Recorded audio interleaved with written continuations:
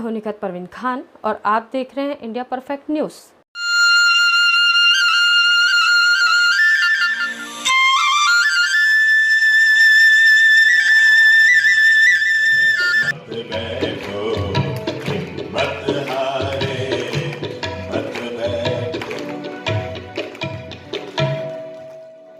श्री जैन श्वेतांबर मूर्ति पूजक श्री संघ के तत्वावधान में आयोजित इस 3 दिवसीय प्रवचनमाला में आप सभी के लिए हमारा मंगल प्रेम, दुआएं और शुभकामनाएं हैं। आज हम खास बिंदु पर अपने अंतर्मन को सुनने के लिए तैयार कर रहे हैं और वो है हम अपने आप को प्रतिभाशील कैसे बनाएं और स्वयं को संस्कारशील कैसे बनाएं।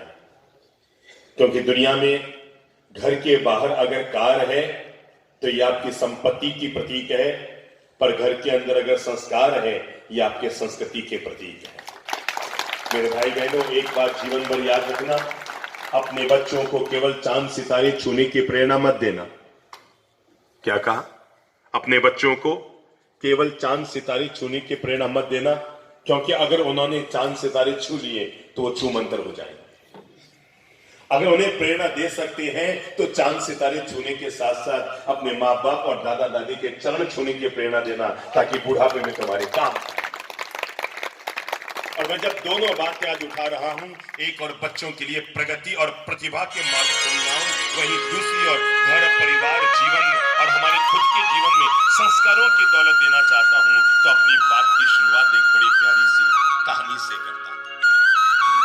कहते हैं एक बच्चा पढ़ लिख कर अपने घर आया, MBA पास करके आया, अपने गांव में आया और गांव में आकर उसने पापा जी से कहा, पापा जी मुझे अब शहर में जॉब मिलने वाला है। पिता ने कहा, बेटा वहां पर तुम्हें कितने रुपए मिलेंगे? MBA पास लड़के ने कहा, मुझे पहले चरण में 28,000 रुपये महीने की नौकरी मिल रही है। बाप ने कहा, बेटा इसके लिए पढ़ाई की? अरे तुम मेरा धंधा सीख ले, रोज के 28,000 क्या, रोज के इससे भी ज्यादा तो कमाएगा। अच्छा तो बताओ पापा मैं क्या गुरु सीखूं? का बेटा रुक, मैं तुझे गुरु सिखाता हूं, मैं तुझे मेरा गुरु सिखाता हूं। अगर तूने वो सीख लिया तो रातों रात अमीर बनना शुरू हो जाएगा। उसने कहा, पापा जी सिखा दो, अगर वो वाला गुरु आप मुझे सिखा देते हैं तो मैं अमीर बनने के लिए और कदम आगे बढ़ा दूंगा। पापा ने कहा, बेटा थोड़ा धीरज धर, यूं नहीं है कि तूने मुझे कहा और मैं हाथ को हाथ गुरु सिखा दूं। आज रात को गुरु सिखाऊंगा। रात को 9, 9:30 बज गए, बेटा फिर पापा के पास आया, पापा जी अब तो बताओ ना वो रातों रात अमीर होने की कौन सी विद्या होती है? पिता ने कहा, रुक थोड़ी और धीरज धर। जब रात के 10:30, 11 बजे तो पिता ने एक थैला उठाया, थैले में हथौड़ा डाला, एक नाराजी डाली, एक पेचकस डाला, एक स्क्रू ड्राइवर डाला, एक फ्लैश डाला और कुछ लोहे के तार उसके अंदर डाले और कहा, चल बेटा चल, मैं तुझे सिखाता हूं रातों रात अमीर कैसे बना जाता है। लड़का अपने पिता के पीछे हो गया, समझ नहीं पा रहा था ये रात को 11 बजे मुझे कौन सा गुरु सिखाने वाले हैं कि जिससे हम रातों रात अमीर बन जाएंगे। पास के शहर में आए, एक आलीशान कोठी सामने थी, उसके सामने पहुंचे और पिता ने कहा, धीरज धर बेटा, एक काम कर, हम दोनों इस पेड़ की ओट में बैठ जाते। वो पेड़ की ओट में अंधेरे में बैठ गए। बेटे ने कहा, पापा आप तो सिखा दो। कहा, बेटा थोड़ी और इंतजारी कर, ये सामने जो बिल्डिंग है ना हवेली, थोड़ा इसमें अंधेरा होने दे, लाइटें बंद होने दे, फिर मैं तुझे सिखाता हूं रातों रात अमीर कैसे बना जाता है। उसने कहा, पापा जी मतलब क्या? रुक, धीरज धर, इतना उतावला मत बन, उतावला सो बावड़ा मत बन, तू थोड़ा धीरज धर। और धीरे धीरे उस घर में, उस हवेली में लाइटें कम होने लगी। तो बेटे ने कहा, पापा जी रात के 12 बज गए, अब तो बताओ ना। कहा, बेटा बस ये 2-4 लाइटें और बुझ जाए फिर अपन चलते हैं और मैं तुझे रातों रात अमीर बनने की विद्या सिखाता हूं। उसने कहा, पापा जी मैं समझ नहीं पा रहा हूं, मेरे अमीर बनने से, मुझे गुरु सिखाने से इस घर का क्या ताल्लुक है? क्या अपन इस घर में चोरी करने वाले हैं? कहा, बेटा रातों रात अमीर बनने की विद्या तुझे सिखाता हूं, देख तो सही इस घर में अब भी अपन जाएंगे और इस घर में इतना माल है पता ही नहीं लगता, अरे अपन अभी कबाड़ के ले आएंगे, तो चिंता मत कर। उसने कहा, पापा जी एक बात बताओ, क्या आपने इससे पहले भी इस घर में कभी चोरी की है? अरे बेटा कम से कम 20 बार की है, इस घर में चोरी करके तो तुझे पढ़ाया है। 20 बार इस घर में चोरी की है बेटा। 18 साल हो गए मुझे ये विद्या करते हुए और मैं 18 साल से इस घर में चोरी कर रहा हूं बेटा। इस घर में बहुत गुंजाइश है, पता ही नहीं लगता। कहा पापा जी मुझे एक बात बताओ, क्या चोरी का काम करते हैं आप? चोर हैं? मुझे पापा जी एक बात बताओ, 20 साल पहले जब आपने इस घर में चोरी शुरू की, 28 साल पहले, तो इस घर में अंधेरा था कि उजाला था? कहा बेटा इस घर में तो तब भी उजाला था और आज के आज भी उजाला। पापा जी एक बात बताओ, 20 साल पहले हमारे घर में अंधेरा था कि उजाला था? बेटा हमारे घर में तब अंधेरा था कि आज, क्या बेटा आज भी उजाला है? पापा जी मैंने तय कर लिया है, मैं जिंदगी में कभी, अरे इस घर में तब भी उजाला था और आज भी उजाला है, हमारे घर में तब भी अंधेरा था और आज भी अंधेरा है। पापा जी मैंने जिंदगी के लिए तय कर लिया है, मैं जिंदगी में कभी भी अंधेरों के रास्ते नहीं जाऊंगा, मैं जब भी जाऊंगा उजालों के रास्ते चलूंगा। पापा जी मैं आपका धंधा सीखने वाला नहीं हूं, क्योंकि अंधेरों के रास्ते पर चलने वाले इंसान को आज नहीं तो कल अंधेरों का सामना करना पड़ता है। पर जो लोग उजालों की राह पर जिंदगी को जिया करते हैं, जिंदगी तो सांप सीढ़ी का खेल है मेरे भाई। अगर सीढ़ी का सहारा लेकर ऊपर बढ़ोगे तो आगे बढ़ते रहोगे और जैसे ही सांप वाले रास्ते पर चल पड़े तो नीचे नीचे नीचे नीचे और नीचे आते जाओगे। और एक दिन तो ऐसा आएगा, गलत राहों पर चलने वाला इंसान, गलत रास्ते पर चलने वाला इंसान, अगर आपने बचपन में सांप सीढ़ी का खेल खेला हो तो याद कर लो, चढ़ते चढ़ते चढ़ते चढ़ते चढ़ते चढ़ते चढ़ते चढ़ते ठेठ 91 2 3 4 तक पहुंच गए, लेकिन अचानक जैसे ही आप मंजिल तक पहुंचने वाले थे, लेकिन गलत राहों पर चलने वाले व्यक्ति की जिंदगी में कब सांप का मुंह सामने आ जाता है और कब ऊपर से ठेठ धड़ाम से नीचे आके गिरना पड़ता है। इसलिए याद रखना, सफलता का कोई शॉर्टकट नहीं होता। जिंदगी में सफलता को पाने के लिए शॉर्टकट अपनाना ये कोई जिंदगी की सफलता नहीं होती। अगर आदमी लगातार लगा रहता है ना जिंदगी में, पहली बात मैं कहना चाहूंगा, आज मैं 2 बातें बता रहा हूं, संस्कार और सफलता। पहला निवेदन करना चाहूंगा, हर व्यक्ति को ये मत कहो कि बच्चों में संस्कार की ज्यादा जरूरत है। इस दुनिया में रहने वाले हर व्यक्ति में संस्कार की ज्यादा जरूरत है। अरे बाप सुधरेंगे तो बच्चे अपने आप सुधरेंगे, माता पिता सुधरेंगे तो संतान अपने आप सुधरेंगे, बड़े भाई सुधरेंगे तो छोटे भाई अपने आप सुधरेंगे। अरे मालिक अगर ईमानदार रहेंगे तो कर्मचारी अपने आप ईमानदार बनेंगे। शुरुआत हमें नीचे से नहीं करनी है, शुरुआत हमें, बेटा बाहर खेल रहा था और अचानक महानुभाव आए और आकर पूछा, बेटा एक बात बता, घर में पापा जी है? कहा मैं तो 2 घंटे से बाहर खेल रहा हूं, देख कर बताता हूं। अंदर गया, पापा जी सामने खड़े थे। कहा बाहर एक भाई साहब आए हैं, सिर के बाल नहीं है, पैंट शर्ट पहने हुए हैं, हाथ में घड़ी है, बेल्ट लगाया हुआ है और आपके बारे में पूछ रहे हैं। कहा ओ वही रमा शंकर जी आएंगे, 20,000 रुपए लेने। जा कह दे पापा जी नहीं है। क्या कहा? जा कह दे पापा जी नहीं है। बच्चा बाहर आता है और आकर कहता है, भाई साहब पापा जी कहते हैं कि कह दो घर में पापा जी। अभी भी बच्चा सच बोल रहा है और पिता झूठ बोल रहा है। हमेशा याद रखना, जो लोग अपने बच्चों को संस्कारशील बनाना चाहते हैं उनके लिए पहले निवेदन करना चाहूंगा, संस्कार कभी किसी मॉल में नहीं मिलते, घर के माहौल में मिलते हैं।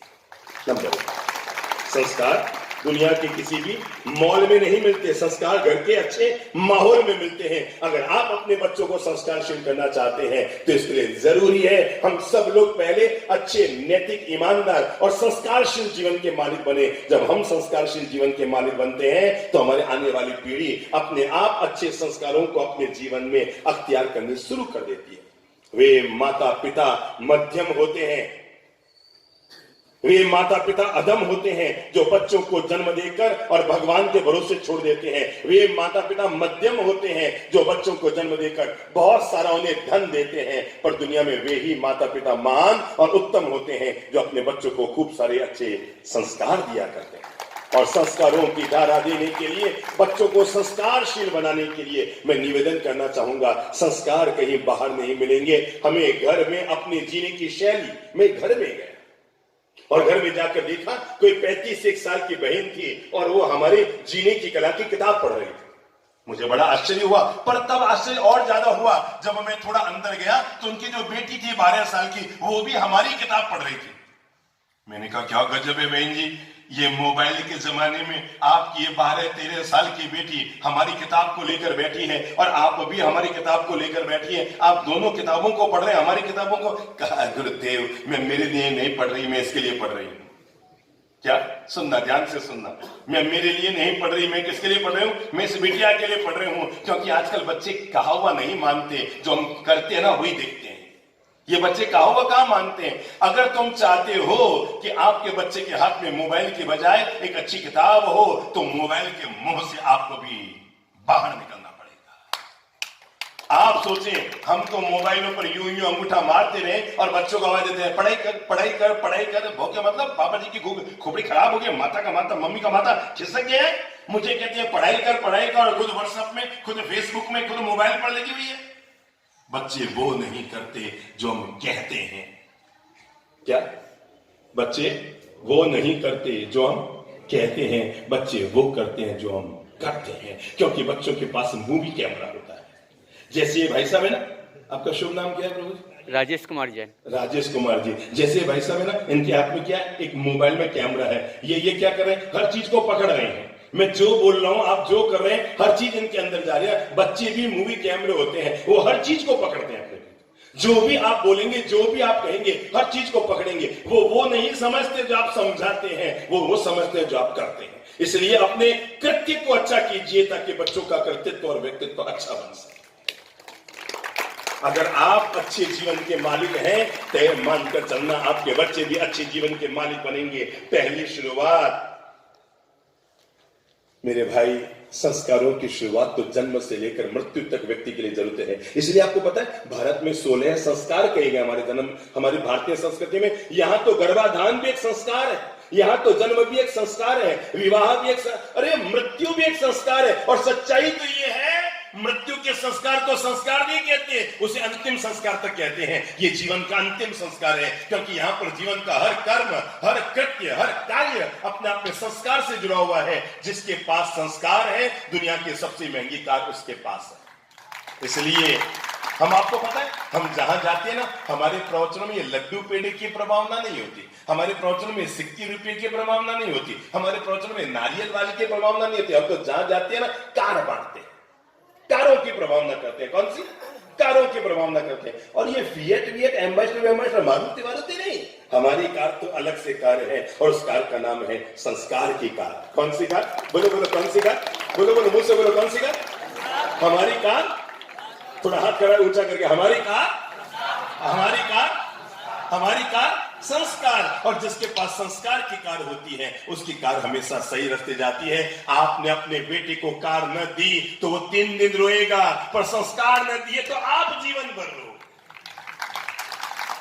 अगर आपने बेटे को कार न दी तो बेटा 3 दिन मुंह चढ़ा के बैठ जाएगा। ओ पापा जी, आपने मुझे कहा था कि जब तुम बीकॉम पास कर लेगा मैं तुझे कार दूंगा। 3 दिन वो मुंह लटका के, मुंह चढ़ा के, मुंह फुला के, सुजा के बैठ जाएगा। पर आपने अगर संस्कार न दिए तो जीवन भर आपको मुंह फुलाने पड़ेंगे। इसलिए अपने जीवन में संस्कार की शुरुआत अपने बच्चों से बाद में कीजिए। अगर आप कर सकते हैं ना, तो अपने जीवन में संस्कार की शुरुआत किससे करो? बोलो अपने आप से कीजिए।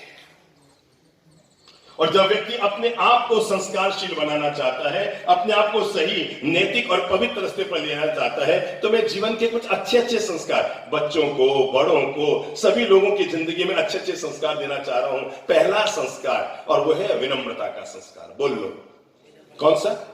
आदर अदब का संस्कार। ये हमेशा हमारे जीवन में होना चाहिए।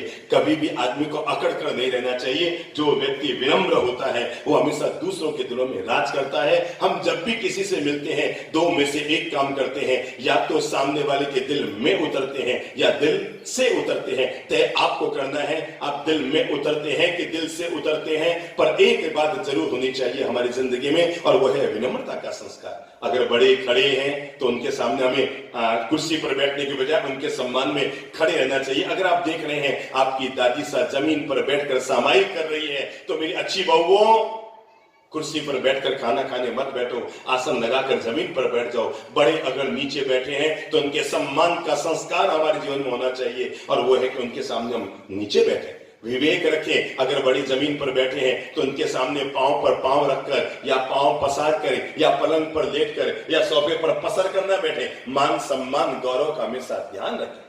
हमारे जीवन में विनम्रता का संस्कार तो होना ही चाहिए। जब भी हम किसी से मिले, प्रणाम जरूर करें। सुबह उठकर पहला विनम्रता का संस्कार, अपने पूज्य माता पिता को घुटने टिका के प्रणाम जरूर कीजिए।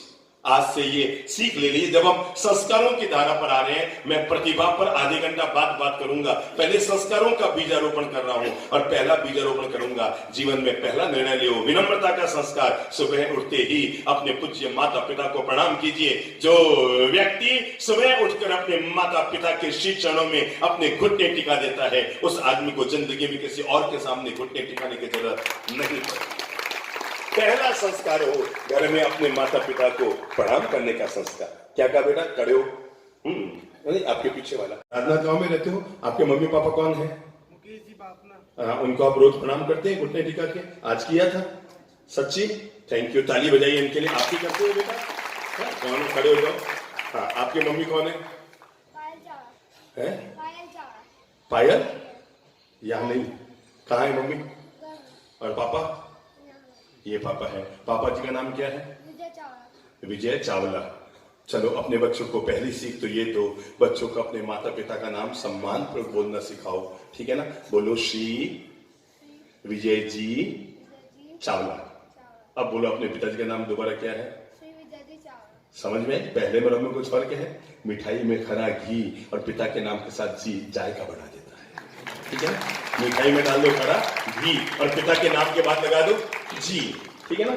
हर माता पिता को चाहिए कि अपने बच्चों में पहला संस्कार दे, विनम्रता का संस्कार, कि सुबह उठते ही जिनके माता पिता जीवित हैं वो अपने पूज्य माता पिता को जीवित को जाके करें, और जिनके माता पिता दुनिया से चले गए वो उनके चित्र के सामने जाकर प्रणाम करें। पर आज से पहला संस्कार हमारे जीवन में सुबह होना ही चाहिए। देखो भाई, आपके मोबाइल में 4G का नेटवर्क है ना, पर ये कहीं काम करता है, कहीं नहीं करता है। जैसे अभी हम यहाँ से नागपुर से आगे जाएंगे तो नागपुर के आगे फॉरेस्ट का पूरा रास्ता है, वहां पर 150 किलोमीटर तक कोई मोबाइल का नेटवर्क, कोई 4G 3G 2G कोई जी काम ही नहीं करता है।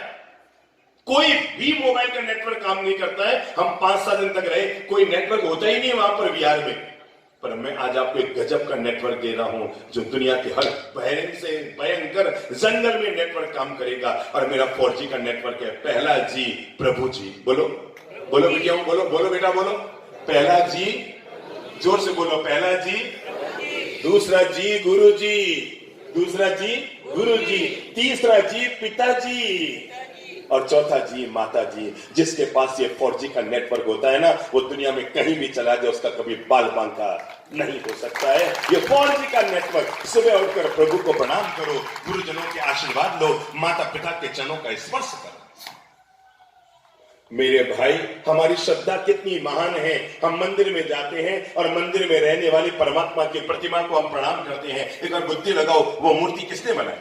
पारसनाथ जी की मूर्ति पारसनाथ जी ने बनाई, महावीर स्वामी की मूर्ति महावीर स्वामी ने बनाई, महादेव जी की मूर्ति महादेव जी ने बनाई, राम जी की मूर्ति राम जी ने बनाई, कृष्ण की मूर्ति कृष्ण जी ने बनाई, आदिनाथ की मूर्ति आदि, सब मूर्तियां हमने बनाई। जिन मूर्तियों को हम बनाते हैं हम उनकी तो पूजा करते हैं, अच्छी बात है, पर जो माता पिता हमें बनाते हैं हम उनकी पूजा क्यों नहीं करते? पहला संस्कार घर में होना चाहिए और वो है माता पिता को प्रणाम करने का संस्कार। क्लास में बच्चे बैठे थे और अचानक क्लास टीचर ने कहा, बच्चों कल आते समय सारे बच्चे एक एक मुट्ठी स्वर्ग की मिट्टी लेकर आओगे। किसकी मिट्टी? जोर से बोलो, किसकी मिट्टी?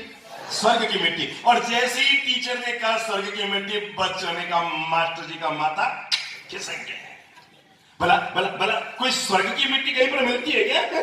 माथा ही खिसक गया। और ताज्जुब की बात तब हुई जब अगले दिन वापस बच्चे क्लास में आए और आते ही वही वाले टीचर आए और आते ही टीचर ने पूछा, बच्चों हाथ खड़ा करो, स्वर्ग की मिट्टी कौन कौन लाया? बच्चों को जोर की हंसी आ गई। अरे मास्टर जी, अरे टीचर साहब, स्वर्ग की मिट्टी की मिलती तो नहीं है। लेकिन गजब, सबसे पीछे एक बच्ची बैठी थी, उसने हाथ खड़ा किया, sir sir sir sir sir, क्या मैं लाया? बच्चे ने कहा सर मैं लाया। और जैसे उसने कहा मैं लाया तो सारे क्लास के बच्चों को जोर की हंसी आई। मतलब टीचर का भी माथा खिसका हुआ और इस छोरे का भी माथा खिसका हुआ। दोनों ही एक नंबर के, दोनों ही नहीं समझते। लेकिन वो बच्चा आगे आया, अपनी मुट्ठी को आगे लिया, सर सर सर, क्या मैं लाया? मैं स्वर्ग की मिट्टी लाया। टीचर ने कहा बोल बोल बोल, कहां से लाया? मैं तो यही मजाक की, तुम कहां से लाया? उसने कहा सर हमारे घर में ललित प्रभु जी चंद्र प्रभु जी महाराज की गुरु परंपरा है और उन्होंने हमें ये पाठ पढ़ाया हुआ है कि माता पिता के चरणों में ही स्वर्ग होता है। और सर जब हम सुबह में स्कूल के लिए रवाना हो रहा था ना, तो मेरे घर में रोज के संस्कार है कि हम सुबह उठकर अपने पूज्य माता पिता को प्रणाम करते हैं, और जब स्कूल आता हूं तब भी प्रणाम करता हूं। सर घर के बाहर मम्मी पापा दोनों खड़े थे, और मैंने जैसे ही माथा झुकाया और मुझे याद आया पहली बात सर ने कहा था आते समय स्वर्ग की मिट्टी लाना, और दूसरी बात गुरुदेव ने कहा था माता पिता के चरणों में ही स्वर्ग होता है। सर मैंने कुछ नहीं किया, मम्मी पापा जहां खड़े थे उनको किनारे किया और उनके पांव के नीचे की मिट्टी में इकट्ठी करके लाया हूं। सर ये है मेरे स्वर्ग की। किस्मत वाले होते हैं मेरे भाई बहनों, पहला संस्कार दे रहा हूं, और किस्मत वाले होते हैं जिनके माथे पर रोज स्वर्ग की मिट्टी लगाने का सौभाग्य मिलता है। तो आज पहला तय करो विनम्रता का संस्कार। सुबह उठकर अगर माता पिता जीवित हैं, किस्मत वाले होते हैं। मुझे कोई पूछे कि दुनिया का सबसे अमीर आदमी कौन है, बेटा आप बताइए आज की तारीख में दुनिया का सबसे अमीर आदमी कौन है? हाँ बुद्धि लगाओ, हाँ बुद्धि लगाओ, बोलो बोलो बोलो। है? हाँ बहुत सही जवाब दिया बच्ची ने, इसलिए गायत्री विद्यापीठ में पढ़ती है ना तो अच्छे संस्कार लेकर आ गई। जिनके माता पिता उसके पास होते हैं वो दुनिया के सबसे अमीर लोग हैं। अडानी अंबानी और टाटा बिरला ये बात के अमीर हैं, उससे बड़ा अगर कोई अमीर देश में है दुनिया में है तो वो है जिसके घर में उसके माता पिता का आशीर्वाद और वो खुद है। उससे बड़ा अमीर दुनिया में कौन हो सकता है? अजी भाई मैंने अभी परसों कहा था ना आपके गायत्री विद्यापीठ में, और मैंने कहा था परिवार को इंग्लिश में कहते हैं family, F for father. Family की स्पेलिंग बोलो, FAMILY, एफ फॉर फादर। सब बोल लो। ये जो पीछे इधर बैठे ना महिलाएं बरामदे वो भी बोल लो, उनको डॉक्टर ने मना नहीं किया। बोलो एफ फॉर, जोर से बोलो एफ फॉर। पहले ये पता करो आप में कौन कौन है जो मां के पेट से पैदा हुआ। हाथ खड़ा करो। मैं हो सकता है कोई बीबी के पेट से निकला हो तो फिर आ गई ना अक्ल सबकी। सब मां के पेट से निकले ना तो सब बोलो अपने माता पिता के सम्मान में F for, A for and, M for mother, F for father, A for and, M for mother, I for I, L for love, Y for you, father and mother, I love you. This is the meaning of family. जहां पर व्यक्ति अपने हर दिन की शुरुआत अपनी माता, लोग गेले होते हैं जो वैलेंटाइन डे अब आने वाला है ना 3 महीना बाद, तब एंजॉय करेंगे और तब किसी को छिप छिपा कर कहेंगे अरे बाबा गेला राम है क्या, तो छिप छिपा के किसी से उसकी जिंदगी खुद की जिंदगी दोनों को बिगाड़ने की कोशिश कर रहा है। कहना है तो अपने 90 साल की दादी सा के पास जा और उस बीमार दादी सा के गले लगकर बोल दादी सा आई लव। और वो अगर दादी सा पांव पे खड़ी न हो जाए तो मेरे प्रवचन सुनना बंद कर दे। अगर आपकी दादी साहब वापस पांव पे खड़ी न हो जाए, अपने प्रेम की शुरुआत उससे मत करो, अपने प्यार की शुरुआत उससे मत करो। जो कल मिला है जिंदगी में अपने प्रेम की शुरुआत उससे करो जिनसे जिंदगी मिली। तो पहली बात दीवार में घर कर दो। पहली बात विनम्रता का संस्कार दे रहा हूं, बड़ों के आदर अदब कान कायदा का बहुत ध्यान रखो। उनके आदर अदब कान कायदे का हमेशा ध्यान रखो। जिंदगी में हमेशा ध्यान रखना, एक दिन मेरे प्यारे बच्चों आप बड़े कॉलेज में जाएंगे, बाहर पढ़ने जाएंगे, राजनांद गांव के बाहर जाएंगे, हो सकता है छत्तीसगढ़ के बाहर जाएंगे, हो सकता है परदेश में भी जाएंगे, पर मेरे प्यारे बच्चों में आपको जीवन का पाठ यही पढ़ा रहा हूं। मेरे पास एक बिटिया आई थी, परिवार वाले लेकर आए, बाप ये पढ़ने के लिए जा रही है, कोई आप इन्हें संदेश देना चाहेंगे? मैंने एक ही लाइन कही थी, मैंने कहा बेटा संस्कार की धारा को साथ लेकर जाना, बाहर पढ़ने जा रहे हो बहुत अच्छी बात है। ये युग नारियों के विकास का युग है, नारी जाति के लिए स्वर्णिम युग है। इतना विकास का युग भारत के इतिहास में कभी नहीं आया जो युग इन 50 सालों में आया है। और मैं आपको इतना सा बताना चाहता हूं, 100 साल पहले जो भारतीय नारी अंगूठा लगाया करती थी आज बराबर खड़ी हो गई है, अंगूठा दिखाने में सफल हो गई। 100 साल का वक्त मिला। बेटी है अभिमान हमारा, बेटी है सम्मान हमारा। जिस घर में बेटी जन्मे वो घर है स्वर्ग समान हमारा। तो इसलिए बेटियां कभी टेंशन नहीं होती। क्या नहीं होती? बेटियां कभी टेंशन नहीं होती। 10 + सन 10 बेटों के बराबर एक बेटी होती। जब ऊपर वाला बेटी को जमीन पर भेजता है ना, जब बेटे को भेजता है तो कहता है जा बेटा अपने माँ बाप का ध्यान रखना। समझ गए? समझ गए आप लोग? समझ गए? जब आपको भेजा तो क्या कहा था ऊपर वाले ने? बेटा अपने माँ बाप का ध्यान रखना जो रखते नहीं होंगे। और बेटियों को कहा था बेटा तू निश्चिंत रहना, तेरे माँ बाप का ध्यान मैं खुद रखूंगा, तू निश्चिंत रह। तो जिसके घर में बेटियां होती है ना, ईश्वर उनको स्पेशल विशेष कृपा का पात्र बनाता है। तो बेटी है अभिमान हमारा, बेटी है सम्मान। आप में कोई है जो शादीशुदा है? हाँ भाई साहब, आप खड़े हो, आगे बैठते उसके कई तो फल मिलते ही है ना। आप शादीशुदा है, आपकी धर्मपत्नी आई है? नहीं है ना, फिर आराम से बोलो, डरना मत करो, नहीं तो आदमी थोड़ा बगड़ जाके फिर। अच्छा, कभी ऐसा हुआ होगा ना, नई नई शादी होने के बाद साल 6 महीने, 2 साल, 1.5 साल, 3 साल, 2.5 साल, 18 महीने, 19-20 महीने में ऐसा वातावरण बना होगा जब थोड़ा सा मम्मी और आपकी धर्मपत्नी में, आपकी मतलब सबकी, आप घबराओ मत, ये सब एक ही चिट्टे पिट्टे के हो, तो थोड़ा सा कभी कभी तनाव हो जाता होगा। और जब हो जाता होगा तो आपकी धर्मपत्नी ने आपको कई बार ये भी कहा होगा, देखो मम्मी ने मुझे ऐसा बोल दिया, मम्मी ऐसा कह देती है, आप मम्मी को बोलो ना मम्मी ऐसा कह देती है। तब आपने शायद कहा होगा, आपने नहीं, सबने कहा होगा, देख मैं तुझे हाथ जोड़ता हूं, तू जो कहना है मुझे कह ले, मेरी मम्मी को निभा ले, मेरी मम्मी के सामने कभी मुंह मत करना, मेरी मम्मी जैसी भी है तू उसे निभा ले, मैं तुझे हाथ जोड़ता हूं, मेरी मम्मी को निभा ले। आपने 1000 बार उन्होंने आपके मम्मी के लिए कहा होगा, और आपने 1000 बार यही कहा, मेरी मम्मी जैसी भी निभा ले। अब मैं आपको बताऊं, एक बार अगर आप उसे कह देते तेरे पीहर की मम्मी ऐसी है, अब बोलो आपकी क्या हालत है? एक बार बुद्धि लगाओ, बुद्धि लगाओ। इसलिए अगर चाहते हो माँ बाप का सम्मान और अभिमान सदा बना रहे तो अपनी जिंदगी बेटियों के हाथों में सौंपो, क्योंकि बेटियां कभी अपने माँ बाप के अपमान को सहन नहीं कर सकती। इसलिए कहावत है ना, एक बहू पीहर की, एक बहू अपने पति की लात सहन कर सकती है पर अपने माँ बाप की बात सहन नहीं कर सकती। मेरे पापा के बारे में आप नहीं बोलेंगे का संस्कार आज से आदत डाल लो। हम सब एक दूसरे के मान सम्मान, काम, कायदा, इज्जत, इसका पूरा हमेशा विवेक रखेंगे, क्योंकि विनम्र व्यक्ति जहां जाता है वहां दूसरों के दिलों में जगह बनाता है। अपने बच्चों को संस्कार दो, बेटा बड़ों के पांव छुओ, अपने बच्चों को संस्कार दो, अपने बेटा मम्मी पापा के पांव छुओ।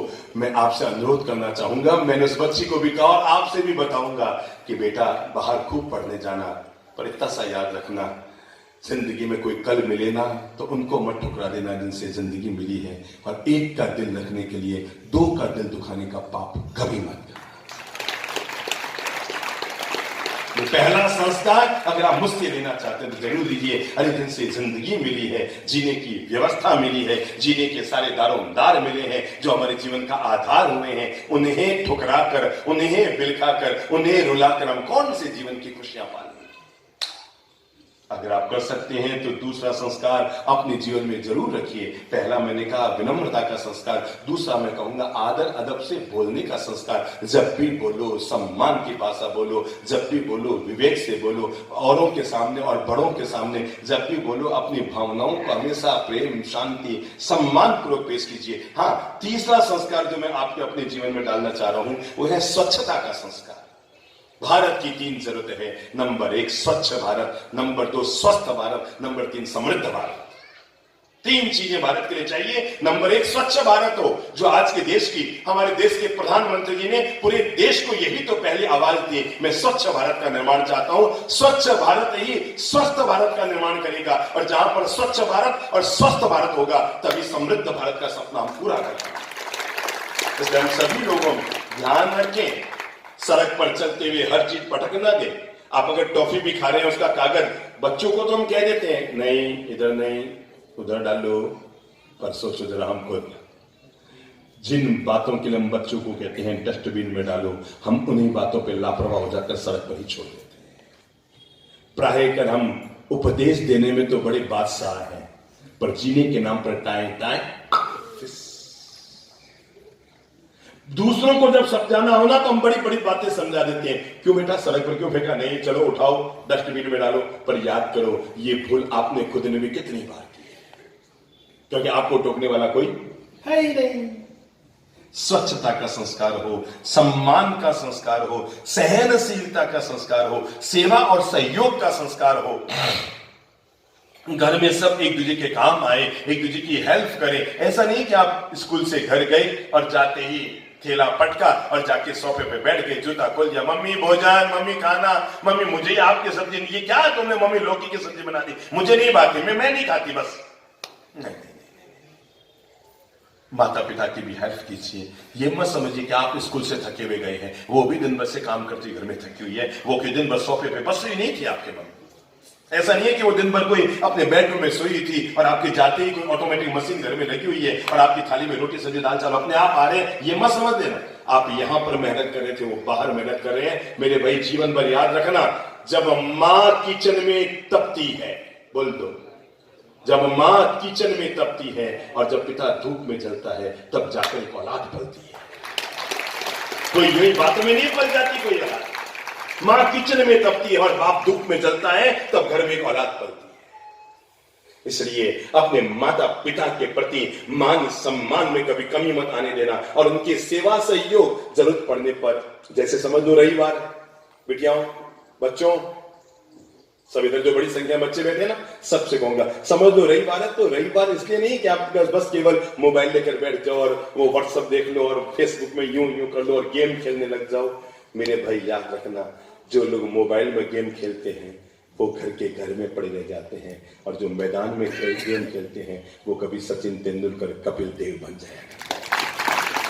इसलिए गेम अगर खेलना हो ना तो मोबाइल में खेलने की आदत बंद कर दो, ये आपका समय बर्बाद करता है। अगर गेम खेलना है तो मैदान में खेलो, कभी देश में नाम कमाओगे और यश और गौरव को उपार्जित करोगे। अगर आपने अपना नाम कमाना है, मैदान में उतरो।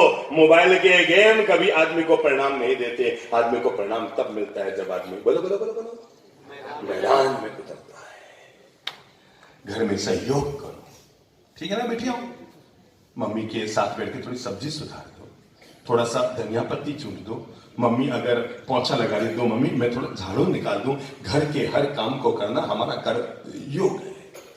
रविवार का मतलब ये नहीं कि आप केवल मस्ती मारे, खेले कूदे, मजा मारे। रविवार का मतलब है घर के आवश्यक कार्यों में आप अपनी ओर से सहयोग करें। समझ रहे हैं ना बेटियां? समझ रहे हो? मम्मी के साथ मम्मी की हेल्प करें। मम्मा आप तो 6 दिन मेहनत करती हैं, आज मुझे भी थोड़ा सा काम बताओ। ऐसा करके आप काम करना सीख भी जाएंगी। और मैं बड़ों से भी कहूंगा, जब बच्चा कहे ना मम्मा से एप्पल, तो सीधा सुधार के मत दो। अब बच्चों को थोड़ा ठीक करो, एप्पल मत सुधारो, बच्चों को सुधारो। अब क्या करो, एक चक्कू लो और एप्पल दो। लो बेटा 2 एप्पल है, सुधारो, तुम भी खाओ और मुझे भी खिलाओ। अगर आपने एप्पल सुधार कर देने का सिलसिला जारी रखा तो जीवन भर देना पड़ेगा। और एक बार सिखा दिया तो अपने आप उठ के खाएंगे और आगे जीवन चलाएंगे। इसलिए बच्चों को कार्य करने की प्रेरणा दो, बच्चों को क्रियाएं करने की प्रेरणा दो, बच्चों को पॉजिटिव लाइफ जीने की प्रेरणा दो। मैंने कहा हमारे भीतर श्रम का संस्कार होना चाहिए। और अंतिम बात, संस्कार के माध्यम से कहकर फिर मैं बात आगे बढ़ा रहा हूं, और वो हमारी प्रतिभा को कैसे जगाएं। और मैं अंतिम बात कहूंगा, हम सभी लोगों में बोलचाल, भाषा का संस्कार जरूर होना चाहिए। जब भी पिताजी का नाम लो, पहले श्री जरूर बोलो। समझ गए ना? जब भी बेटा खड़े हो तो हाँ खड़े हो बेटा, हाँ तो आप भी खड़े हो जाओ, हाँ खड़े हो जाओ, घबराओ मत, टीके वाले। चलो आपका नाम क्या है? स्वामी गिदलानी। है? स्वामी गिदलानी। स्वामी गिदलानी। गिदलानी। गिदलानी। अच्छा इतना दौड़ क्या? ये आनी आनी है क्या? सिंधी जी हो गया? हाँ, आनी नानी ये सब सिंधी में होते हैं। आ जाए। अरे वाह वाह, देखा देखो, अच्छा तो प्यारा है यार, चेहरे से भी सुंदर है और चरित्र से भी सुंदर है। किसका पापा जी है? कौन है पापा जी? अच्छा वो आपके पापा जी। अच्छा अच्छा, अच्छी बात है, अपने बच्चे को अच्छा संस्कारशील बनाया। अच्छा बताओ बेटा आपका नाम क्या है? स्वामी गिदलानी। और पापा जी का नाम? श्री मनोज अशोक कुमार गिदलानी। गिदलानी जी नहीं, जी बीच में आता है। मैं अभी क्या हुआ, रायपुर में था, तो रायपुर में मैंने सब प्रवचन में सिखा दिया। अब जिस घर जाऊं मैं, वहां हजारों घरों में गया। रायपुर में ऐसी एक भी कॉलोनी नहीं रही जहां पर हमारे प्रवचन न हुए। कैसे आपको बताऊं, मैं रायपुर चतुर्मास में 850-900 किलोमीटर पैदल चला, शहर के अंदर अंदर, क्योंकि रोज दादाबाड़ी आते, रोज प्रवचन देने जाते, तो शहर के अंदर अंदर 800-900 किलोमीटर चल गए हम। तो फिर क्या हुआ कि मैं जहां जाता ना, तो पहले ही अब घर के लोग अपने बच्चों को रिहर्सल कराते, देखो कल गुरुदेव आएंगे और पूछेंगे पापा जी का नाम, तो बोलना है श्री कांतिलाल जी सुराना, ठीक है ना। तो एक घर में मैं गया तो माँ ने सिखाया तो था बच्चे को, अब बच्चा सुबह सुबह भूल गया, तो बच्चा बोलेगा, मैंने कहा पापा जी का नाम कांतिलाल जी सुराना श्री जी, वो भूल गया कि श्री आगे लगाना है और जी पीछे लगाना है, ठीक है ना। तो पिताजी के नाम के पहले श्री लगाओ और नाम के बीच में जी लगाओ। आप रोज पापा जी को पांव छू के प्रणाम करते हैं? अच्छा, पापा जी के मम्मी पापा हैं, वो रोज अपने मम्मी पापा को करते हैं? भूल तो जड़ में है, वो कहते दवाई जड़ में डालो, मुझे फल में कहाँ डाल दो। सुधारने में पापा जी को सुधारो, मैं तो अपने आप सुधर जाऊंगा।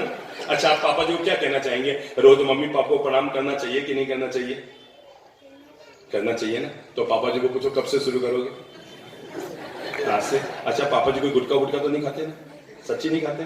कुछ ज्यादा वर्दा नहीं खाते ना? सच्ची में बिल्कुल सही जीते ना? हाँ, अच्छी बात है। अरे अच्छा बच्चा है।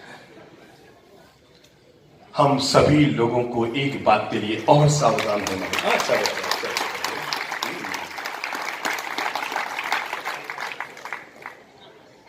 हम सभी लोगों को एक बात के लिए और सावधान हो जाना चाहिए। उसके बाद मैं बता रहा हूं जीवन में बच्चों की प्रतिभा को जगाने के लिए हम क्या करें, पर हम सभी लोगों को एक बात के लिए जरूर सावधान होना चाहिए, और वो है घर के समस्त लोगों को। देखो भाई, संस्कारों में जीना केवल बच्चों के लिए जरूरी नहीं है, बड़ों के लिए जरूरी है। और जिस किसी घर में बड़े लोग किसी भी प्रकार के व्यसन का अगर सेवन करते हैं, वो ये ठीक नहीं है कि बड़े तो मन चाहा सो करे और बेटा थोड़ा सा कुछ करे तो माँ बाप चिल्ला पड़े।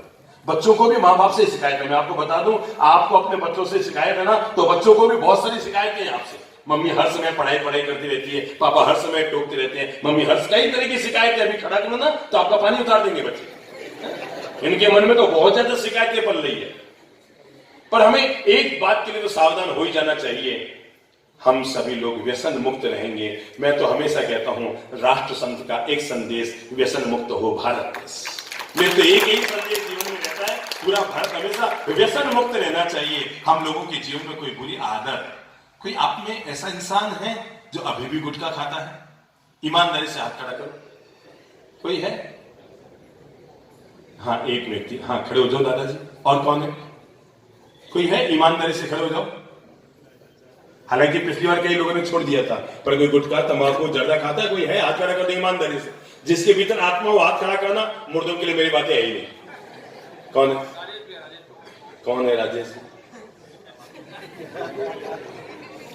राजेश जी कौन है? अच्छा, ये राजेश जी क्या? ओ वैसा राजेश जी। ये सब लोग आपको बहुत पसंद करते हैं क्या शहर के लोग? हाँ चलो दादाजी आगे आओ। दादाजी खड़े होके आगे आ जाओ। चलो जल्दी आओ, तेज गति से। राजेश जी आप भी आ जाओ, मोबाइल किसी और को पकड़ा दो। चलो आ जाओ आ जाओ आ जाओ। मुझे ये लेना प्लीज। उनकी अपनी हैसियत है, उनकी अपनी औकात है, और कहीं ऐसा ना हो आपके लाड़ प्यार प्रेम के चक्कर में उन्हें अपने औकात से ज्यादा कदम बढ़ाना। तो उनकी औकात को तोड़कर दुनिया में हर माँ बाप अपने बच्चों को हजार तरह के सुख देना चाहते हैं। पहले मैं आपको बता दूं, वो गीले में सो करके बच्चों को सुख देते हैं। दुनिया में बच्चों के लिए अगर कोई भगवान होते हैं तो उनके अपने माँ बाप हुआ करते हैं। ये बात तो हमेशा ध्यान रखना। कैसे मैं आपको बताऊं, ये वो महान माताएं होती हैं जो हमें पेट में पालती है, अपना दूध पिला के पांव पे खड़ा करती है। अरे हमारे पोटी और सुसु साफ करके हमारे जीवन का निर्माण करती है। इससे बढ़कर हमारी दुनिया में कल्याणकारी कौन हो सकता है? इसलिए पहला निर्णय लो मेरे प्यारे बच्चों, आज अपने माता पिता के सामने कभी किसी बात का हट मत किया करो। नहीं मम्मी मुझे पापा बस मुझे ऐसा करना नहीं।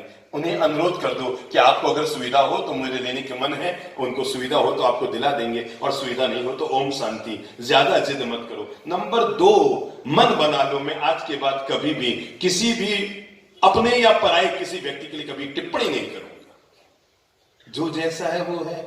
आप अनावश्यक अनुचित शब्दों का इस्तेमाल करके मम्मी के सामने चाची के कान भरते हैं, चाची के सामने चाची के लिए मम्मी के कान भरते हैं, पापा के लिए मम्मी के कान, एक दूसरे के कान भरकर घर के माहौल को मत बिगाड़ो। और मैं बड़ों से भी कहूंगा, भूल चूक कर बच्चों से मत कहो बेटा मम्मी को मत कहना। नहीं, आप नहीं जानते, ये आपकी छोटी सी झूठ बच्चे को पता लग जाता है।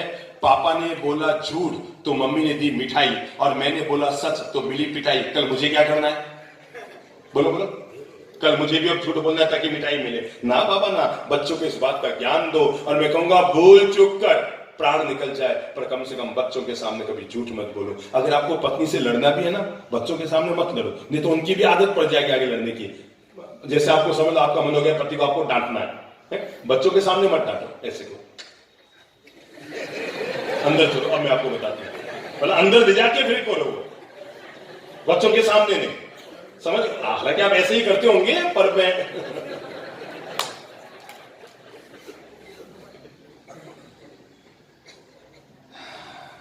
नंबर 3, बड़े बुजुर्गों की कभी टिप्पणी मत कीजिए बच्चों। घर में दादा दादी हैं, उनके मान सम्मान का हमेशा ध्यान रखिए। नंबर 4, अगर घर में मेहमान आ जाए तो बेडरूम में जाके मत बैठिए। हमारी सबसे बुरी आदत है, आप देखेंगे घर में जैसे ही मेहमान आते हैं, चाचा जी आए ना, बड़े पापा आए, बच्चे झट से ऐसे लगेगा जैसे गायब हो गए हैं, जादू हो गया घर में। जैसे ही घर में कोई बड़ा बुजुर्ग आता है, घर में एक जादू होता है और सारे बच्चे गायब। और वो कहां चले जाते हैं? आपने देखा होगा ना, घर में जादू हो जाता है। जैसे ही घर में कोई बाहर का बड़ा बुजुर्ग आता है, घर में एक जादू होता है, सारे बच्चे गायब। अब उनको पूछो कहां गए? सब एक रूम में इकट्ठे हैं। कोई लैपटॉप में यूं यूं कर रहा है, कोई मोबाइल में यूं यूं कर रहा है, सब टाइम पास कर रहे हैं। मेरे भाई, बड़े अगर आए हैं, बैठो उनके पास 2 मिनट, उनसे अच्छे ज्ञान सीखो। और हालत क्या है? मम्मी बुलाती है, बेटा टिंको। एक तो आजकल नाम ऐसे हो गए, पता ही नहीं लगता कुत्ते को बुला रही है कि बच्चे को बुला रही है। मतलब ऐसी हालत हो गई है, नामों को ऐसा बिगाड़ा है। एक दूसरा, बच्चों की भी आदत पड़ गई है भाषा की। दादा को लोग क्या कहने लगे? दादू। 2-4 घर यहां भी होंगे, है ना? है ना? यहां भी होंगे ना, आप लोग बच्चों कहते होंगे दादा को दादू, है ना? क्या गजब हो गया है। और मुझे तब आश्चर्य होता है मेरी माताओं, जब मैं किसी घर में होता हूं, दादाजी गेट पे खड़े हैं और वो 4 साल का पोता इधर खड़ा है, आवाज लगाता है, दादू इधर आओ। मुझे लगता है ये कद्दू बुला रहा है या दादू बुला रहा है, कर क्या रहा है? और पास में उसकी माँ बैठी है, उसकी दादी बैठी है, पापा बेटा कोई बोलने वाला नहीं, उसको सिखाने वाला नहीं। बेटा ये दादाजी हैं, घर के अभिभावक हैं, इनके भरोसे तुम हम रोटियां खा रहे हैं, इनके प्लॉट में बैठे, इनके जमीन पे बैठे, इनकी दौलत से हम जी रहे हैं, और जिनकी दौलत से आप जिंदगी जी रहे हैं, आप उनको दादू कह के बुला रहे हैं। मान सम्मान और गौरव अगर हम नहीं रखेंगे तो पड़ोसी से क्या उम्मीद करेंगे? दादा बन गए दादू और चाचा बन गए चाचू। और जीजा, पता है जीजा को लोग क्या कहने लगे? पहले जीजा को कहते थे जीजा जी, फिर क्या हुआ? जीजा, फिर हुआ जीजू, अब जी हट गया, माथे की जू रह गई, अब कहेंगे जू इधर आओ। अब बदले सो बदले, दादा दादू हो गए, चाचा चाचू हो गए। अब देखना, मैं वापस आऊंगा ना राजनाथ गांव 5 साल के बाद, 6 साल के बाद, तो आपको देखकर आश्चर्य होगा, जिस घर में अब तक दादा केवल दादू कहलाते थे और चाचा चाचू कहलाते थे, 5 साल के बाद वहां पर पापा पप्पू ना हो जाए तो मुझसे गए, और वही कहेंगे पप्पू। किसको? पापा जी को। कौन? बेटा। पप्पू। जब दादा दद्दू हो सकते हैं तो पापा को पप्पू होने से क्या दिक्कत है? बताओ क्या दिक्कत है? ना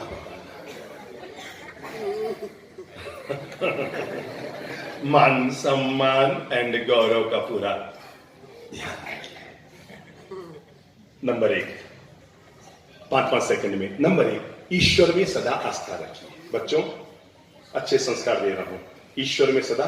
हालांकि आप बहुत अच्छे विद्यालय में पढ़ते हैं, मैं चाहूंगा सब लोग ताली बजाओ गायत्री विद्यापीठ के लिए, जहां पर बच्चे शिक्षा के साथ साथ संस्कार की धारा से जुड़ते हैं। अच्छे गौरव की बात है। और नंबर 1, ईश्वर में हमेशा विश्वास रखो। समझ गए? नंबर 2, माता पिता के सम्मान में कभी कमी मत आने दो। दूसरा संस्कार क्या? संडे हो या मंडे, सूर्योदय के बाद कभी बिस्तर पे मत रहो। तीसरा संस्कार, संडे हो या मंडे, कभी न रहो ठंडे।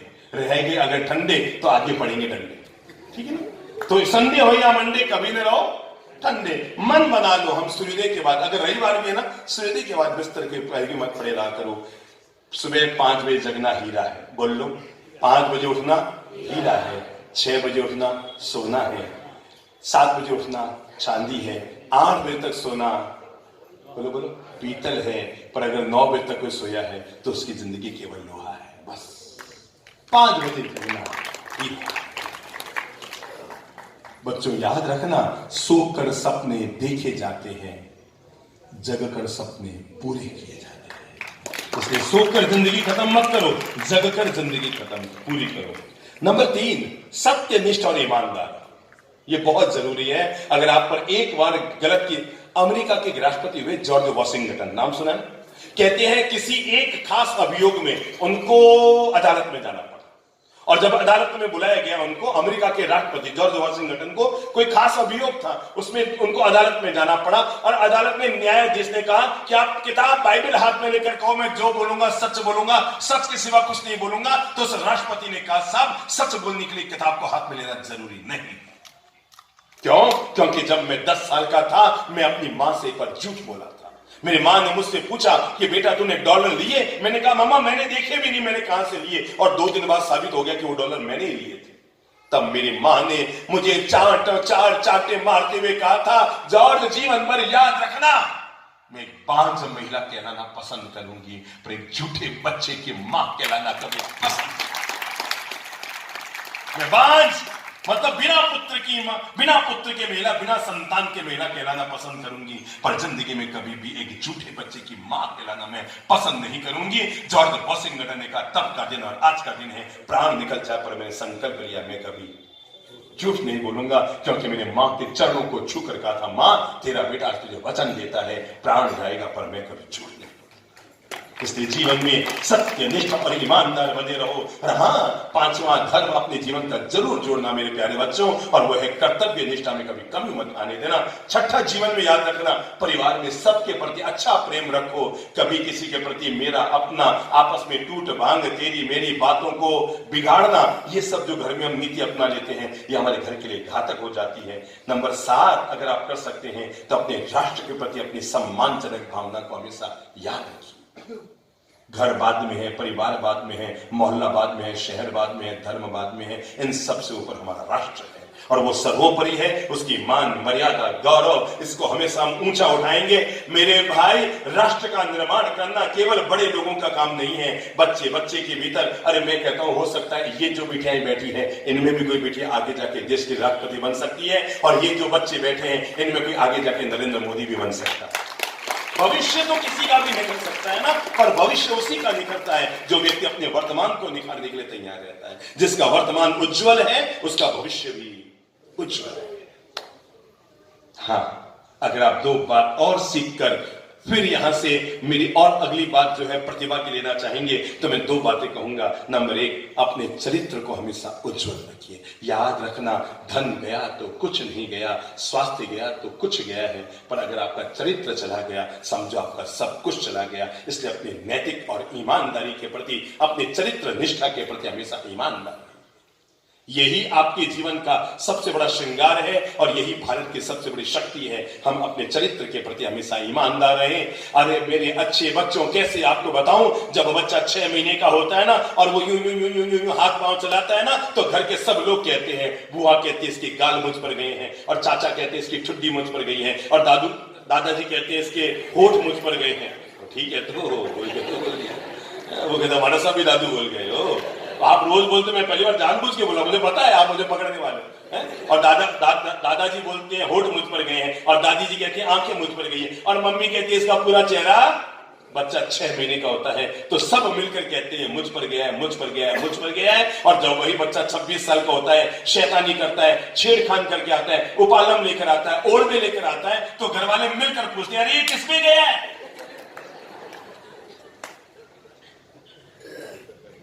अपनी ईमानदारी और सत्य निष्ठा के प्रति हमेशा जागरूक रहिए और उज्जवल चरित्र के मालिक बनिए, क्योंकि भगवान महावीर मंदिरों में इसलिए नहीं पूजे जा रहे कि उनका चेहरा सुंदर था, वो इसलिए पूजे जा रहे हैं क्योंकि उनका चरित्र सुंदर था। भगवान श्री राम, भगवान श्री कृष्ण, भगवान श्री पार्श्वनाथ और आदिनाथ और महावीर भगवान और बुद्ध मंदिरों में इसलिए नहीं पूजे जाते कि वो सुंदर चेहरे के मालिक थे, वो इसलिए पूजे जा रहे हैं क्योंकि उनको सुंदर चरित्र के मालिक थे। सुंदर चेहरा 2 दिन अच्छा लगता है, पर सुंदर चरित्र जीवन भर इंसान का अच्छा लगता है। बेटा, प्रगति का युग है। सबसे कहूंगा, मेरी बहनों से भी कहूंगा, ये हाथों का उपयोग केवल मेहंदी के लिए मत कीजिए, क्योंकि मेहंदी का रंग 7 दिन में फीका पड़ जाता है। इन हाथों का उपयोग मेहनत के लिए कीजिए, जीवन भर आपको रंग मिलेगा। अगर आपने मेहनत के लिए उपयोग किया, कंधे से कंधा मिलाकर आगे बढ़े। अरे मिट्टी को कुम्हार जब मंगल कलश बना सकता है, इसका मतलब हम हमारे जीवन का निर्माण आराम से कर सकते हैं। और मैं आपको कैसे बताऊं, इस दुनिया के 75% लोग ऐसे हैं जो किसी गरीब और सामान्य घर में पैदा हुए थे।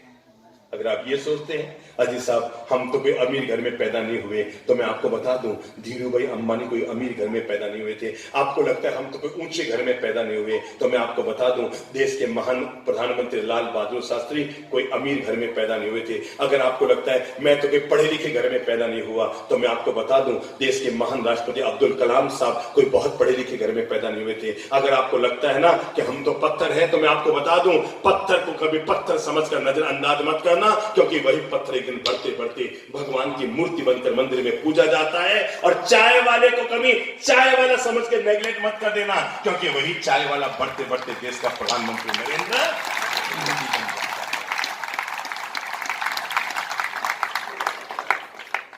जीवन बन सकता है, जीवन बन सकता है, बढ़ सकता है, प्रगति कर सकता है, और यह प्रगति करने का अधिकार प्रत्येक व्यक्ति को है। अरे जब पत्थर में से प्रतिमा को साकार किया जा सकता है, जिद करो और जिंदगी बदलो। क्या कहा मैंने? जिद करो और जिंदगी बदलो, जीवन को ऊंचाइयों की तरफ लेकर जाओ। मैं भी मुकाम हासिल करूंगा, मैं भी मुकाम हासिल करूंगा। मैं हर हालत में हर हालत में जीवन में मुकाम हासिल करूंगा। आओ बच्चों, पेंसिल उठाओ हाथ में, फटाफट लो पेंसिल ली हाथ में। पेंसिल से शुरुआत करता हूं। नंबर 1 क्या करना पड़ेगा? चलो चलो चलो चलो, पेंसिल को जिंदगी में हमेशा याद रखो, किसी भी व्यक्ति को अगर आगे बढ़ना है तो उसे समर्पण करना पड़ेगा, उसे गुरुजनों के सामने झुक करके अपने आप को तैयार करना पड़ेगा। नंबर 2, ये एक बात बताएंगे, पेंसिल में लिखने की ताकत बाहर से आती है कि अंदर ही है? बोलो, जोर से बोलो। तो बस दूसरी चीज याद रखो, दुनिया की हर ताकत स्वनिहित मेरे भीतर है, कहीं बाहर से मुझे लाने की जरूरत नहीं है। नंबर 3, पेंसिल जब लिखती है, अगर कोई गलती हो जाए तो सुधारने के लिए पीछे रबर है। बस ये भी ध्यान रख लो, मेरे जीवन में गलती मुझसे हो सकती है, पर मैं भूल सुधार करने में कभी संकोच नहीं खाऊंगी। नंबर 4, पेंसिल हमेशा सृजन करती है, लिखती है, अपने कलम को आगे बढ़ाती है। ऐसे हम भी सृजन करें। नंबर 5, वो तो सबसे उत्तम गुण है पेंसिल का, वो दुनिया से जाने से पहले क्या छोड़कर जाती है बताओ? सोचो, पेंसिल दुनिया में खत्म हो जाती है, जाने से पहले क्या छोड़कर जाती है? अपने निशान, अपने पदचिन्ह, अच्छे चित्र छोड़कर जाती है। हम भी दुनिया से जाएंगे तो ऐसी अच्छी पहचान छोड़कर जाएंगे। पेंसिल जाने से पहले बहुत कुछ दुनिया में देकर जाती है, हम भी दुनिया में जाने से पहले बहुत कुछ देकर जाएंगे। नंबर 1, जीवन में सफल होने के लिए कमर सीधी कर लो, बस 3 मिनट में बात पूरी कर रहा हूं। नंबर 1, हमेशा ऊंचे सपने देख लो, एक बार देख ही लो। हमेशा क्या देखो? ऊंचे सपने। यूं लटक कर ऊंचे सपने नहीं देखो, हमेशा ऊंचा सपना, हमेशा ऊंचे सपने देखो। और जब आदमी जागृत होकर हमेशा ऊंचे सपने देखने की सोचता है ना, तो मंजिलें उनको मिलती है जिनके सपनों में जान होती है। बोलो बच्चों, मंजिलें उनको मिलती है जिनके सपनों में जान होती है। पंखों से कुछ नहीं होता, हौसलों से। हौसले आदमी को बढ़ाने पड़ते हैं अपने आप को बढ़ाने के लिए। मेरे भाई, इस दुनिया के 75% लोग ऐसे हैं जो गरीब के घर में पैदा हुए, आज दुनिया के शहंशाह बने हुए। आप कोई भी नाम ले लो ना, उनमें से 75% लोग ऐसे हैं, मतलब पौने लोग ऐसे हैं जो किसी गरीब के घर में, झोंपड़ बस्ती में, सामान्य घर में पैदा हुए, आज वो मुकाम तक पहुंचे हैं। सभी लोगों ने कोई गलत रास्ता पाकर मंजिलें नहीं पाई है, अच्छे ढंग से चले और वो मंजिलें पहुंची है। क्योंकि अब्दुल कलाम साहब ने कहा था, पांव भली जमीन पे रखो पर सपने हमेशा आसमान के। ऊंचे सपने देखो तो जिंदगी में पहली चीज, सपने हमेशा ऊंचे देखो। नंबर 2, हमेशा आत्मनिर्भर बनो। क्या कहा?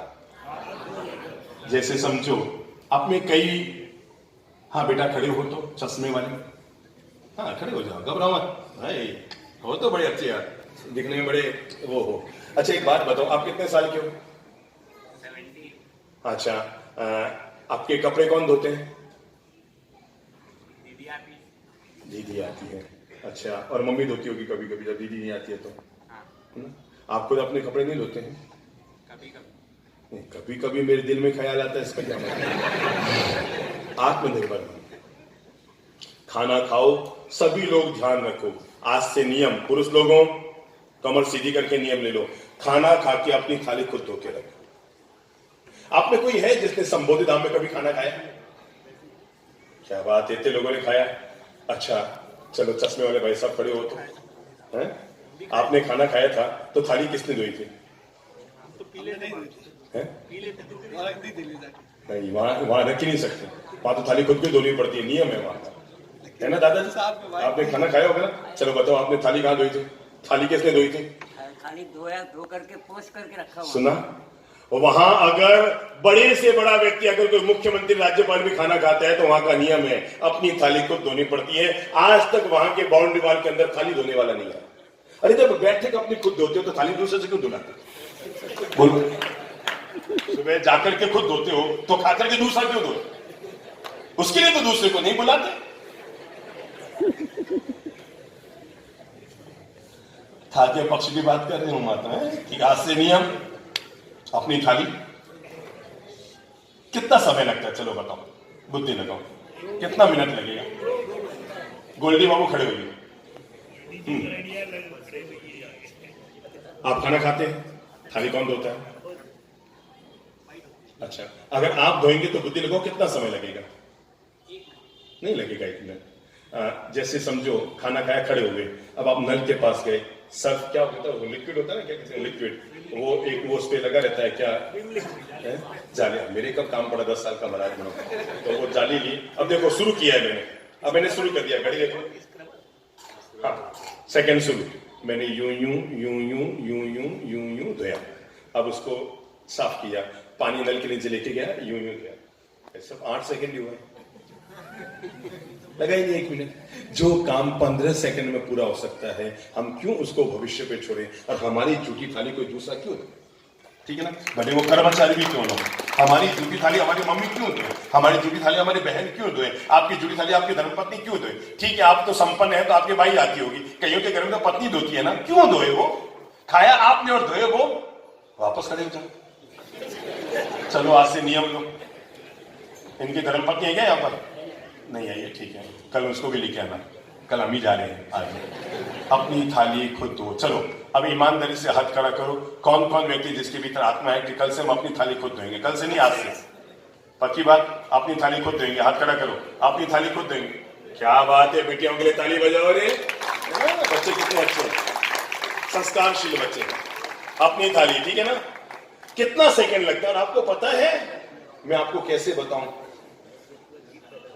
जिन शासन में तो यहां तक आ गया है, जो व्यक्ति अपनी थाली को धोकर पीता है उसको आयम्बिल करने का पुण्य मिलता है। मैंने सुना है ऐसा, ठीक है ना, मैंने ऐसा बड़े बुजुर्ग को सुना है कि अगर अपनी थाली को धोकर पी ले और साफ करके रख दे तो क्या होता है, मैं आपको बताऊं। अब समझ लो, आपने तो 1 बजे खाना खाया, अब भाई आएगी शाम को 7 बजे 5 बजे, अब वो 4 घंटे तक आपको पता है, अरे जीव पैदा होते हैं सो होते हैं, घर में बीमारियां शुरू हो रही है। इन बीमारियों को पैदा होने का मूल कारण है वो अन्न सड़ रहा है थाली में, जो भी सामग्री सड़ रही है और उसकी हवा पूरे घर में किचन से फैल रही है और हर आदमी नाक से जो ऑक्सीजन ले रहा है ना, उसमें बीमारी अंदर डाल, मतलब हिंसा अहिंसा तो है ही है, आपका स्वास्थ्य बिगड़ रहा है, घर का हर व्यक्ति का स्वास्थ्य बिगड़ रहा है, क्योंकि 4-4 5-5 और कई घरों में तो रात को 11 बजे खाना खाया, अब भाई तो सुबह आएगी, अब क्या होगा? अब बताओ, रात भर घर का वातावरण अशुद्ध हो रहा है और जिस घर में रात को बासी थाली रखी जाती है ना, उस घर में हमेशा दरिद्रता बनी रहती है। चलो दोबारा हाथ खड़ा करो, अपनी थाली खुद धोकर रखेंगे। मैं ये भी देखो कौन नहीं कर रहा है, उसकी पति को खड़ा करो, उसने अपने पति को इतना कैसे बिगाड़ दिया। अपनी थाली खुद धोएंगे, पक्की बात प्रॉमिस बच्चों। आज से जाके कहते ना, वो ललित प्रभु जी महाराज आए जिनको अपन YouTube में सुनते हैं, उन्होंने नियम दिला दिया, मम्मा नंबर 1 पांव छू के प्रणाम करेंगे, नंबर 2 अपनी थाली आत्मनिर्भर बनो।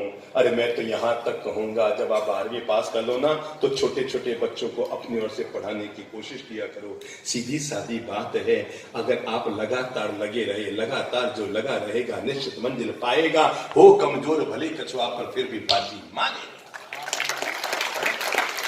देखो 3 तरह की कमाई होती है, बस बहनों 1 मिनट और बैठ जाओ। अच्छी माता जी, भगवान आपको नहीं उठा रहा, मत उठो, 2 मिनट में खत्म कर दो। नंबर 1 होती है बाप कमाई, एक होती है पाप कमाई, एक होती है आप कमाई। पाप कमाई क्रॉस, जिंदगी में कभी नहीं। कौन सी कमाई? पाप कमाई, कभी नहीं। चलो हाथ उठाओ, क्रॉस। कौन सी किसके लिए? अपना हाथ उठाओ, क्रॉस लगाओ। पाप कमाई जीवन भर के लिए कैंसर, ये पाप कभी नहीं करेंगे कि पाप कमाई जीवन में। पाप कमाई रोटी कपड़ा मकान तक, पर अगर 1,20,000 का मोबाइल खरीदना है न बाप कमाई का हो न बाप कमाई का हो, आप कमाई का हो। जब बच्चा बोले ना पापा मुझे मोबाइल लेना है, वो वाला कौन सा, एप्पल वाला, वो वाला 80,000 वाला, मना मत करना प्लीज। अच्छे पापा है, अगर आपका बेटा आपको कहे पापा मुझे 80,000 का मोबाइल लेना है, प्लीज मना मत करना। उसे कहना बेटा जरूर दिलाएंगे, तू एक काम कर, मोहल्ले के बच्चों को पढ़ाना शुरू कर, महीने का 5,000 कमाना शुरू कर, साल में कितना हो जाएगा 60,000, 20,000 में मिला तो जा अब लेकर 80,000 का मोबाइल। वो कहेगा पापा जो है वो ठीक है ना, काहे को चाहिए। पापा नहीं नहीं नहीं पापा, आपको आप क्या समझते पापा, साल भर लगाए तब। अभी तो बच्चों को लगता है नल खोलो और पानी नहीं, पैसा आना शुरू, पापा का नल खोलो बस, पापा को थोड़ा पाठ पढ़ाओ बस, मोबाइल आना शुरू। पाप कमाई से बचो, आप कमाई पर हमेशा भरोसा रखो। आज मैं एक जीवन की खास 12 खड़ी आपको देता हूं जिंदगी में जोड़ने के लिए। अब तक आपने क्या पढ़ा है, अ से अनार, और आ से आम, और ई से इमली, और बड़ी ई से ई, और ऊ से उल्लू। अब मैं नई चीज पढ़ाता हूं आपको। इन अ से अनार, आ से आम, ई से इमली और ई से ईख ने हमारे जीवन के विकास में कोई भूमिका अदा नहीं की। जीवन की वर्णमाला, जिसको रिकॉर्डिंग करना हो रिकॉर्डिंग कर लो, क्योंकि फिर वापस सुनने को नहीं मिलेगी। जीने की वर्णमाला, अ से अनार नहीं, अ से अदब कर, बोलो सब बोलो, चलो कमर सीधी करो, 2 मिनट में खत्म कर रहा हूं। जीवन की वर्णमाला, अ से, दोबारा बोलो, अ से अदब करो, आ से आत्मविश्वास रखो। अ से अदब करो, आ से आत्मविश्वास रखो, ई से इबादत करो, और बड़ी ई से ईमानदार बनो। छोटे ऊ से उत्साह रखो, और बड़े ऊ से ऊर्जावान बनो। ए से एकता रखो, और ऐसे ऐश्वर्यवान बनो। ओ से ओजस्वी बनो, और औ से औरों की सेवा करो, और अंग से अंग प्रदर्शन मत करो। दोबारा ले लो, अ से अदब करो, आ से आत्मविश्वास रखो, ई से इबादत करो, और बड़ी ई से ईमानदार बनो। ऊ से उत्साह रखो, और बड़े ऊ से ऊर्जावान बनो।